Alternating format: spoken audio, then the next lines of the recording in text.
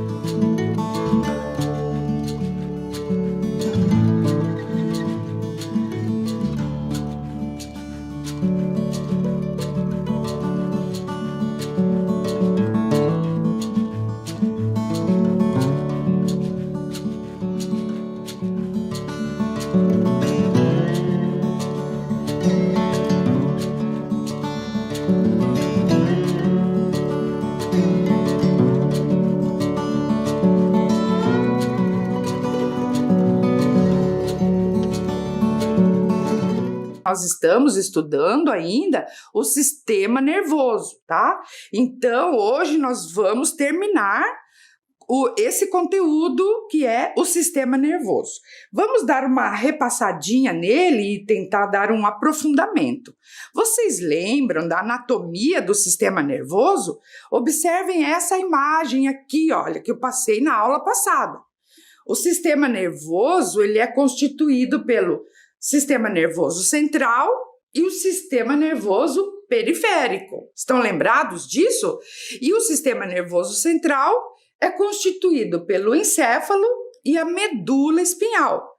E o sistema nervoso periférico é constituído pelos gânglios, nervos e terminações nervosas. Estão lembrados dessa anatomia do sistema nervoso? E eu também pedi para vocês, olhem aqui, uma tarefa na aula passada, lembram? De construir um modelo de sistema nervoso? Gente, mas vamos então dar continuidade com uma pergunta. Olhem aqui. Como que funciona o sistema nervoso na coordenação das nossas ações?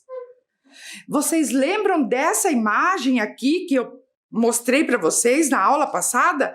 Vamos dar uma recordada nela? Observem aqui. Então, lá o estímulo, observe ali o desenho. Então, uma pessoa, né, tocou num espinho. Isso é o estímulo. Aí, esse estímulo são sinais nervosos que vão até a medula e até o cérebro. Estão vendo lá? A medula manda rapidamente um sinal lá para os músculos que entendem. Olha ali o músculo falando, entendido. E aí o músculo já vai lá no braço e tira a mão do espinho para evitar um acidente maior. Entenderam isso, gente? Então, olha aqui, ó. Resumindo, vamos ler esse trecho de texto aqui que eu trouxe para vocês. Olha aqui. Os órgãos dos sentidos ou qualquer outro órgão interno recebe um estímulo. Então, os nervos sensitivos, aqueles que sentem, né? Sensitivos, eles enviam as informações captadas ao sistema nervoso central, que pode ser o cérebro ou a medula espinhal. Aí, o cérebro ou a medula recebem a informação e enviam por meio dos nervos motores, aqueles que vão executar a resposta, uma resposta, né, para determinada parte do corpo que irá responder ao estímulo. No caso, ali foi o músculo, né, que te retirou o braço do espinho. Vamos ver aqui mais um esquema para ver se vocês entenderam. Olhem aqui. Então, como o nosso corpo reage aos estímulos do ambiente. Observem esse esquema aqui que eu vou passar para vocês. Vamos acompanhar comigo, tá? Olhem lá. Então, primeiro, quando uma pessoa sente o cheiro de seu prato predileto. Então, vamos, né, imaginar ali um prato bem gostoso, aquele que você mais gosta. Então, a gente sente aquele cheirinho. O que acontece com o nosso corpo, né? Para onde vai esse estímulo? Vai lá para o nariz. Estão vendo ali a imagem?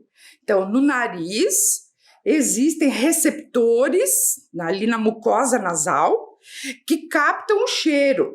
E aí, o nervo olfatório, tem um nervo ali no nariz, que leva esse estímulo até o cérebro. E aí, o cérebro, vamos lá, ó, o cérebro, ele vai responder, né? O que ele vai fazer? Ele manda as glândulas salivares ativar. E aí, o que acontece? As glândulas salivares começam a produzir saliva, que vai iniciar o processo da digestão. Perceberam, então, como o nosso corpo, ele é todo coordenado, todas as nossas ações internas e externas são coordenadas pelo sistema nervoso.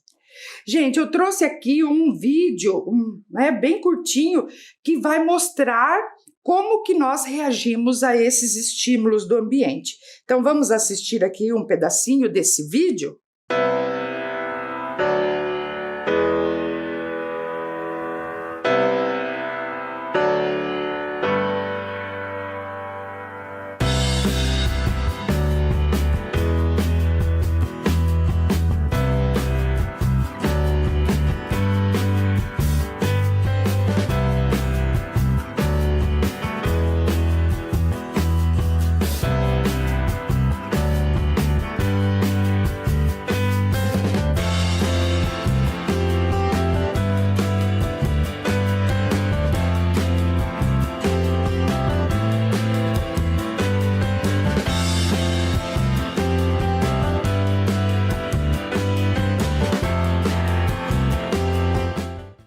vocês perceberam no vídeo como os reflexos, né? Ali no caso foi um ato reflexo. Ele acontece muito rapidamente, milésimos de segundo, para nós respondermos aos estímulos do ambiente. Mas também lá internamente, o nosso corpo ele também trabalha desse jeito, por estímulos, né? Mais internos, como por exemplo esse que eu dei da digestão, né? Pessoal, agora eu vou dar uma tarefa para vocês. Em quinto ano, vocês já devem saber coisas bem importantes. Olhem aqui. Vocês já ouviram falar em mapa mental, já que nós estamos falando em sistema nervoso, em cérebro, não é? Então, um mapa mental é um tipo de resumo no qual nós usamos desenhos, símbolos, cores, setas, flechinhas, né? Palavras e frases de efeito com o objetivo de organizar o conteúdo na nossa cabeça. Então, quem vê, tipo um esquema, né? Vê aquele esquema, aquele mapa mental e percebe a associação entre as palavras, entre as informações que a gente está estudando, tá?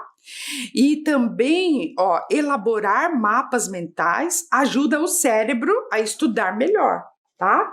Então, eu vou propor esse desafio para vocês. Eu trouxe aqui 2 exemplos, olhem aqui, para que vocês vejam como que é um mapa mental. Vejam esse primeiro ali, ó. Então, a pessoa que fez esse colocou lá no centro, sistema nervoso. Perceberam ali?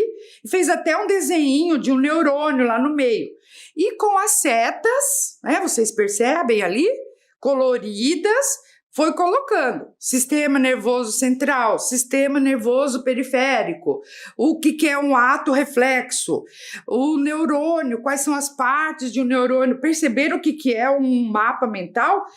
Olha esse outro exemplo aqui. Também, colocou sistema nervoso no centro e com setas foi construindo, não é? A função, daí o cérebro, cerebelo e outras partes também, né? Que aqui no quinto ano a gente não vê com tanta profundidade.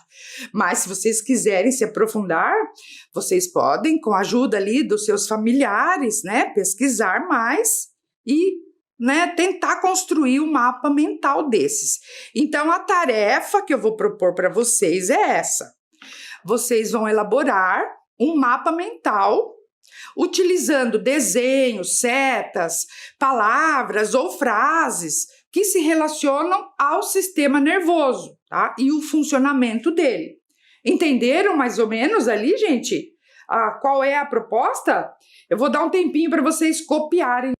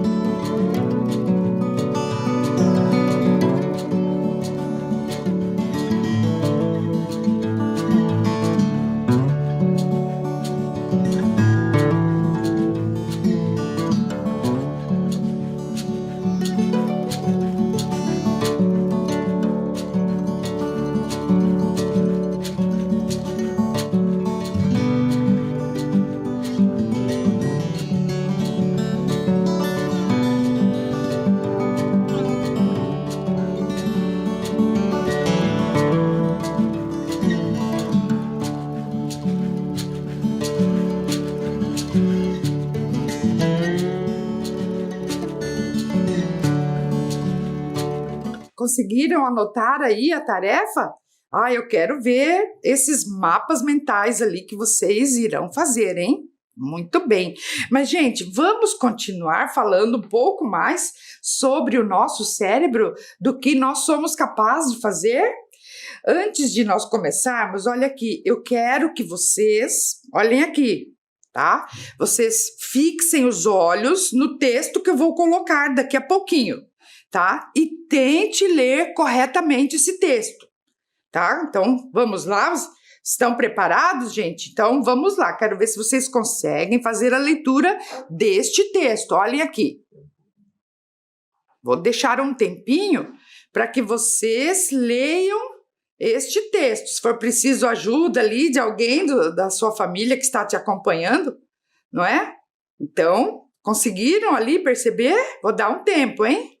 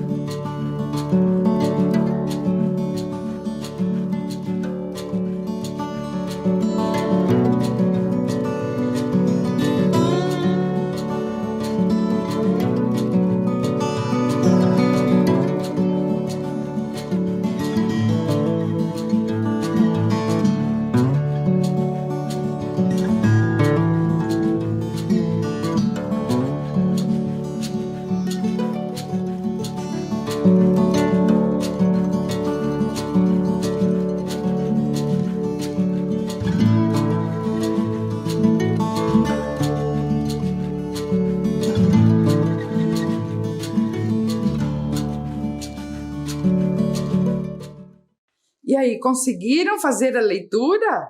Vamos lá, eu vou ler com vocês agora, tá? Vamos acompanhar a leitura comigo? Olha ali. Este pequeno texto serve apenas para mostrar como nossa cabeça consegue fazer coisas impressionantes. Repare nisso. No começo estava meio complicado, mas nesta linha sua mente vai decifrando o código quase automaticamente, sem precisar pensar muito, certo? Pode ficar bem orgulhoso disso. Sua capacidade merece parabéns. Perceberam, gente, como a nossa mente, o nosso cérebro, né, consegue fazer a leitura mesmo com essa mistura de letras e números? Vamos aqui, olha só. Por que você consegue ler isto? Existe uma explicação? Olha essa frase ali. Conseguem ler? E a de baixo? Mesmo quando letras e números são misturados, também é fácil ler qualquer mensagem sem pensar muito. Estão lendo comigo aí, gente? Olha lá. Vamos à explicação? Como que o nosso cérebro consegue executar esta tarefa? Isso tudo, gente, é função do nosso cérebro, não é? Então, a explicação é a seguinte, ó. Ao identificar o contexto da frase, quando você começa, né, a ler, o nosso cérebro, que já tem, né, algum repertório lá dentro, ele está pré-ativado, vamos dizer, logo no início da leitura. E quando você vê o texto, não importa a ordem das letras dentro da palavra, pois o seu cérebro imediatamente já se ateve ao contexto e ignorou as letras embaralhadas. Também naquele texto anterior, o seu cérebro automaticamente fez uma equivalência entre o formato da letra e os números. Por exemplo, trocando o 4 pela letra A, o 3 pela letra E, o 5 pela letra S, por exemplo. Perceberam isso? Então, olha que bacana, gente, essa atividade que vocês podem ali desafiar os seus familiares ali em casa, né, para testar como é que tá ali o cérebro deles, se estão bem atentos, né? Isso é muito bacana, não é? E também, para fechar esse assunto, eu trouxe aqui um texto daquele site que vocês sabem que é muito bacana, que é da Universidade das Crianças. Vocês depois podem acessar esse site, né, com seus familiares, porque lá tem muitos textos legais, tem muitos vídeos também, não é? Que vocês podem fazer a leitura. Hoje eu trouxe um texto aqui que se chama Como Funciona a Nossa Mente? Será que mente e cérebro são a mesma coisa? Eu vou fazer a leitura desse texto para vocês, né? E eu quero que vocês me acompanhem, tá? Então vamos lá, ó. Quem respondeu a essa pergunta é a doutora Lídia Cardoso, neurocientista da Universidade Federal do Rio de Janeiro. Então ela diz assim: mente? O que é isso? É uma palavra muito usada, não acham? Minha mente está cheia de coisas. Estou com a mente cansada. Veja que nesses dois exemplos aí, as pessoas falam de mente como um lugar onde se guarda coisas ou algo. Será assim mesmo? Como a mente funciona? Primeiro, vou falar sobre o cérebro, uma parte do nosso corpo que é essencial para a vida, para que o corpo funcione. O cérebro é algo físico, concreto, biológico. Ele tem peso, tem aquela aparência enrugada que todos conhecem. A mente é tudo aquilo que se passa dentro dessa estrutura física. A mente é o resultado do funcionamento do cérebro. Os pensamentos, os sentimentos e as emoções. E os dois não podem ser entendidos de forma separada. Sabe por quê? Porque tudo o que pensamos e sentimos desde o nosso nascimento vai formando e moldando o nosso cérebro. Não existe mente sem o cérebro. E o cérebro não serviria para nada se não houvesse a mente. Então, a mente funciona assim. Imagine uma criança quando nasce. O que ela sabe? Nada, não é? O que acontece quando essa criança tem fome? Ela não sabe falar ainda, não aprendeu. O cérebro ainda não ficou totalmente pronto. Então, ela chora. Quando ela chora, recebe alimento. Isso acontece muitas vezes e a criança aprende.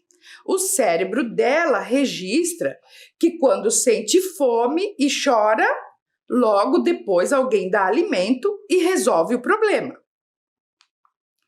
A criança vai crescendo e aprendendo outras coisas simples, como essa, e algumas mais complicadas, como fazer atividades de matemática, por exemplo. Ela aprende que quando se machuca, sente dor. Aprende o que pode machucar e causar dor. Com isso, aprende também a tomar decisões que evitem a dor. Isso acontece porque vamos aprendendo todas essas coisas durante a vida. Nossa mente faz isso. Guarda o que aprendemos, o que vimos e o que acontece conosco. Essa é uma das decisões que nossa mente faz. Mas existem outras milhares. Quando atravessar a rua, que roupa usar para ir à escola, quando devemos ir dormir e descansar porque precisamos ir à escola no dia seguinte, qual o ônibus certo para ir para casa, o que eu quero ser quando crescer e etc. Tudo isso é nossa mente funcionando. Então, o que acontece? A mente funciona quando começamos a ter sensações, entender o que sentimos, pensar sobre o que sentimos. E cada vez ela vai ficando mais complexa, vai melhorando esse jeito de funcionar, viu só?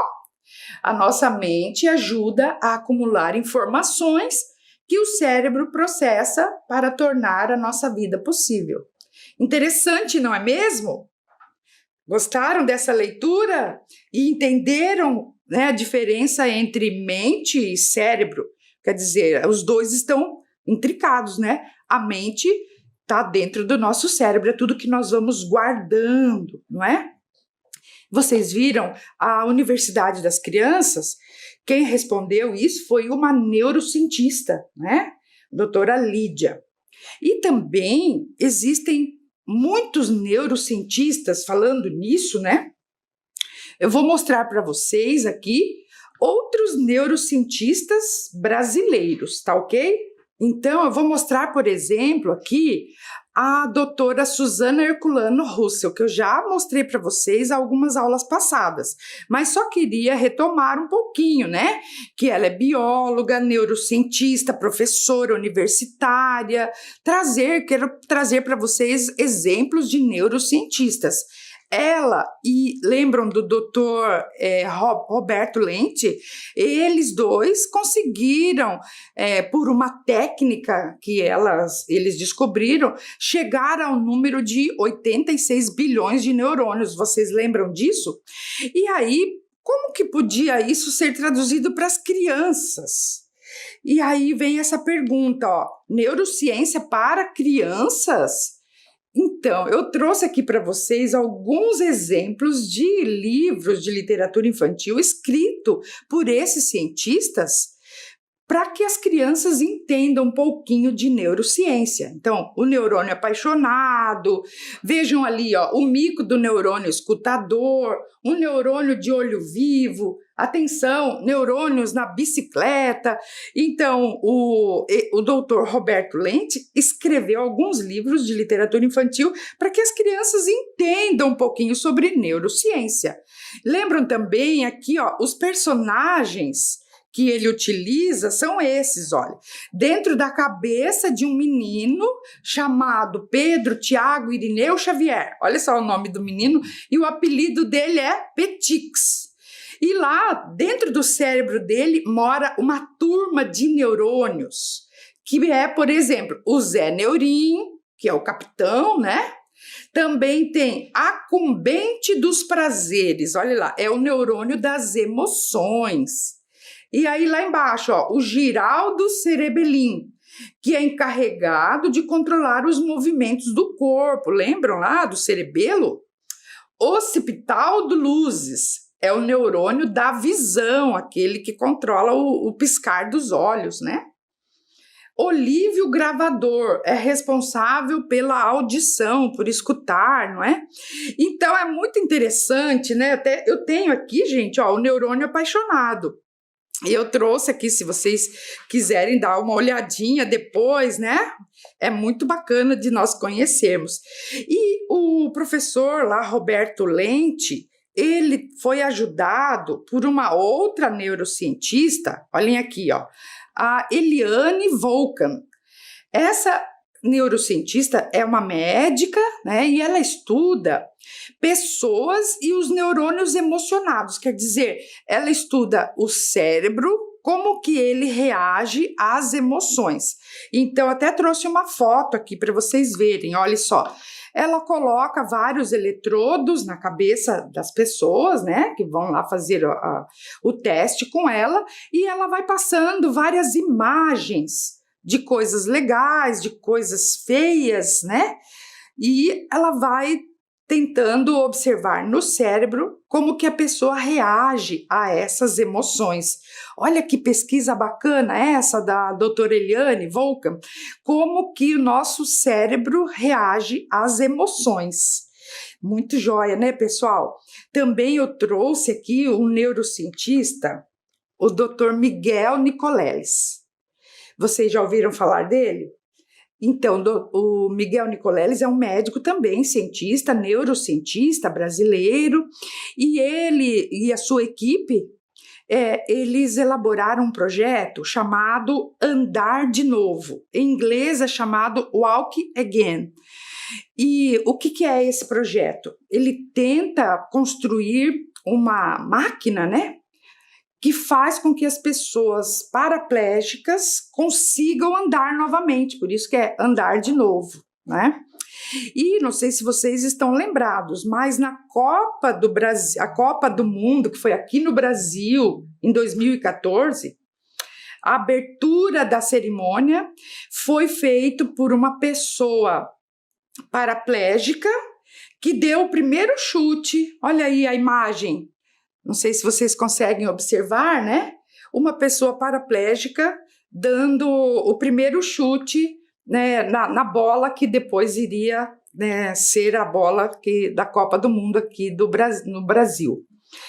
E o Dr. Miguel Nicoleles, ele fez uma máquina, né, como eu disse, que é como se fosse um esqueleto, mas esqueleto por fora do nosso corpo, chamado exoesqueleto. E eu vou mostrar para vocês como que funciona isso, mais ou menos, aqui por um vídeo, um trechinho de um vídeo, para vocês verem como funciona esse exoesqueleto. Observem aí.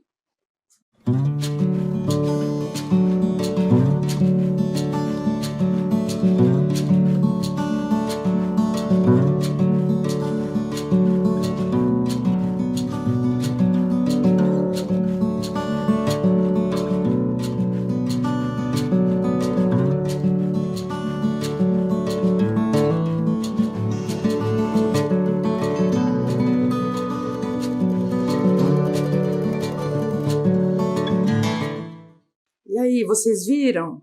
Eu não sei que sentimento, né, pessoal, que ver esse tipo de a forma como a dificuldade com que ele anda, né? Pensem, é uma mistura de emoção. Gente, mas por que acontecem esses traumas, né? Então vejam lá, precisamos cuidar do nosso sistema nervoso, né?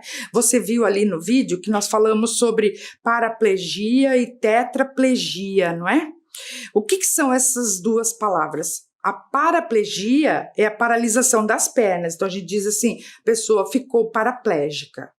E quando é tetraplégica, tetraplegia é quando a paralisação é dos braços e das pernas, do pescoço para baixo. Então vocês pensam, né, que uma coisa não muito agradável. Ambas, né, a paraplegia e a tetraplegia, elas ocorrem quando há fraturas na coluna vertebral e atinge, lesiona, machuca a medula espinhal, que vocês já sabem o que é, não é? Então, pessoal, precisamos cuidar muito do nosso sistema nervoso, principalmente da coluna, da medula, não é? Então, o que podemos fazer? Olhem aqui. As lesões da medula ocorrem geralmente por traumas, né? Então, por isso, a única forma de prevenir é evitar essas situações de risco, né? Então, por exemplo, utilizar equipamentos de segurança no automóvel, no carro, usar cinto de segurança, sempre. E também, quando for fazer alguma atividade esportiva, andar de bicicleta, por exemplo, sempre usar capacete. Então, são medidas de prevenção que nos ajudam a evitar problemas, né, de traumas no sistema nervoso, tá certo? Entenderam até aqui, pessoal? Então, eu estava pensando agora de fazer uma revisão. Vamos ver se vocês entenderam tudo do sistema nervoso? Então, eu trouxe aqui agora uma cruzadinha do sistema nervoso. Vamos ver se vocês vão acertar. São 7 palavras, observem ali, com a palavra cérebro no meio ali em vermelho. Tudo bem aí, gente? Então, eu vou falando os números e vocês vão tentando adivinhar qual que é. Adivinhar não, né? Tentar saber qual que é a palavra correta, certo? Então, vamos lá. Número 1 é a parte do sistema nervoso central responsável pelo controle do equilíbrio e coordenação dos movimentos corporais, como andar, correr, né? Qual que é essa parte do sistema nervoso? É o cerebelo. Acertaram? Ah, muito bem, cerebelo. Vamos ao número 2 agora, que tem a letra E no meio. Vamos lá? Está localizado dentro da caixa craniana.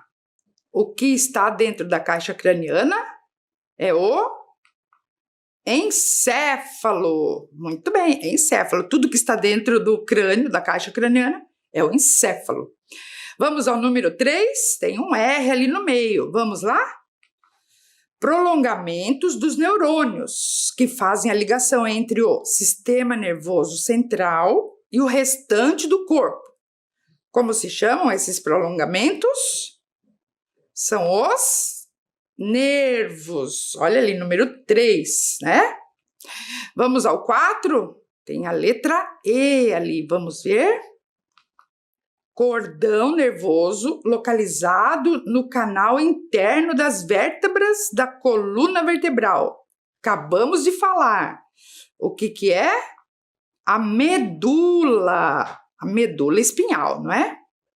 Número 5, ó, começa com a letra B, número 5. Parte do tronco encefálico responsável por controlar as atividades involuntárias do organismo, como, por exemplo, a respiração, os movimentos respiratórios. O que vocês acham? Começa com a letra B. É o bulbo. Lembram lá do bulbo? Muito bem. Número 6. Tem a letra R no meio ali. Vamos lá? São as principais células do sistema nervoso. Ah, isso vocês sabem, né, gente? Vamos ver? Os neurônios. Muito bem, os neurônios. E por último, o número 7, que tem a letra O. Vamos lá? É a camada mais externa do cérebro, formada pela substância cinzenta e responsável pela interpretação e elaboração das respostas de todas as informações recebidas, né? Quem que é esse último? É o córtex cerebral. Então, vejam ali.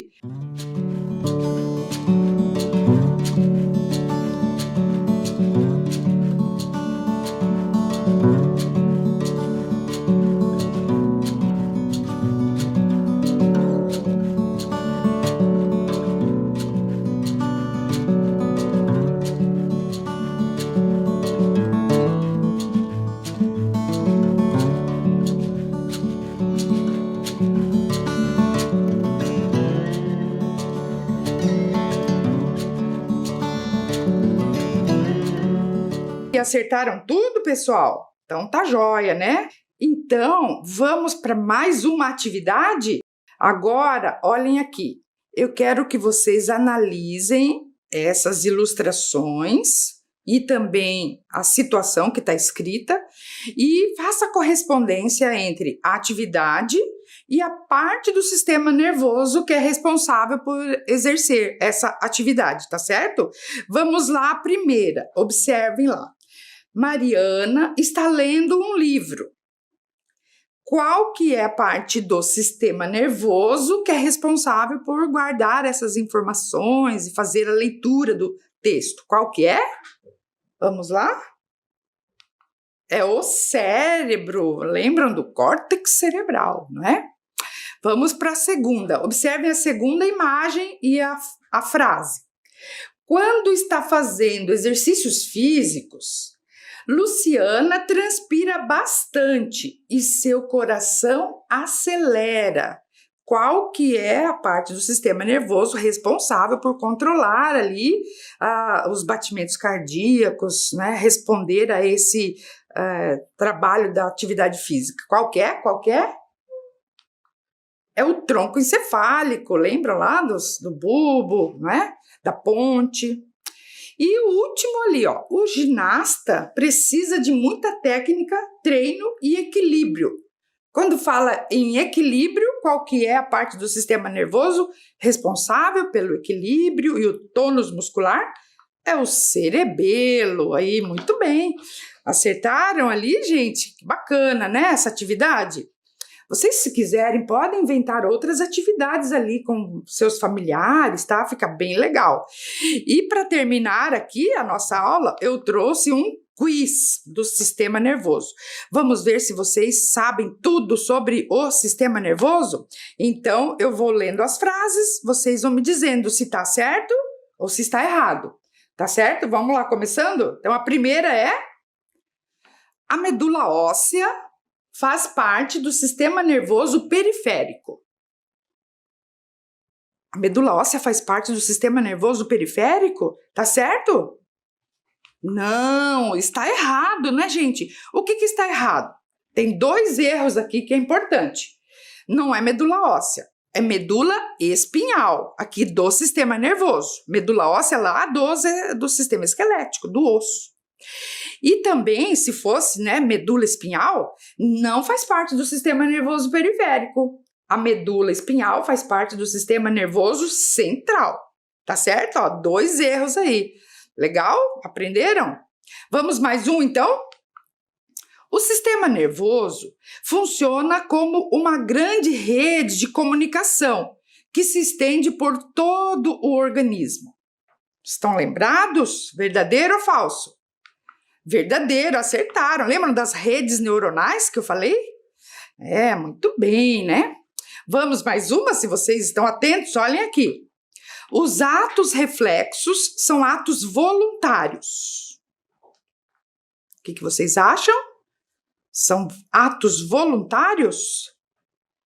Está errado, né? São involuntários. Lembram lá do espinho, dedo no espinho, a panela quente que a menina colocou a mão, não é? E vários outros são atos involuntários. Mais um aí, gente, vamos lá? Os neurônios são células isoladas, sem comunicação com os outros neurônios, pois cada um trabalha sozinho, levando e trazendo as informações do ambiente para os nervos. Certo ou errado, gente? Pensem um pouquinho. Os neurônios são células que trabalham isoladas? Está errado, né? Lembra das redes neuronais? Eles se comunicam, muitas comunicações, as sinapses. Estão lembrados disso? Vamos para mais uma? Vamos lá. O cérebro é constituído por 2 hemisférios, o direito e o esquerdo. Verdadeiro ou falso? Verdadeiro, é isso mesmo, né? São 2 hemisférios. Vamos para a última. O hemisfério cerebral esquerdo controla o lado direito do corpo. E o hemisfério direito controla o lado esquerdo. Tá certo isso?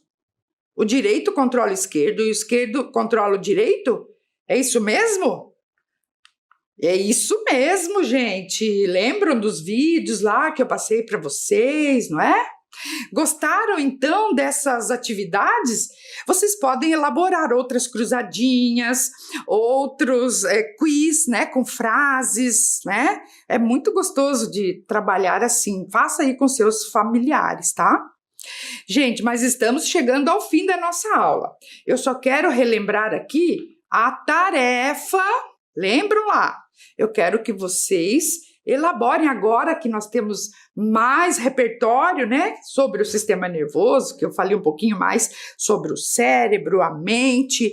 Eu quero que vocês construam esse mapa mental, tá? Utilizando frases, desenhos, setas, falando sobre o sistema nervoso. Essa é a tarefa da aula de hoje, tá?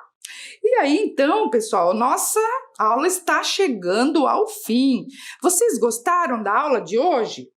Hoje nós aprendemos sobre o sistema nervoso, né? Terminamos. Falamos um pouquinho sobre os neurocientistas e também os cuidados para prevenir acidentes que causam traumas no sistema nervoso, tá? Gente, por hoje é só. Espero que vocês fiquem bem aí em casa, se cuidem e até a próxima aula, quando nós traremos mais ciências para você. Um grande abraço e até a próxima. Tchau, pessoal!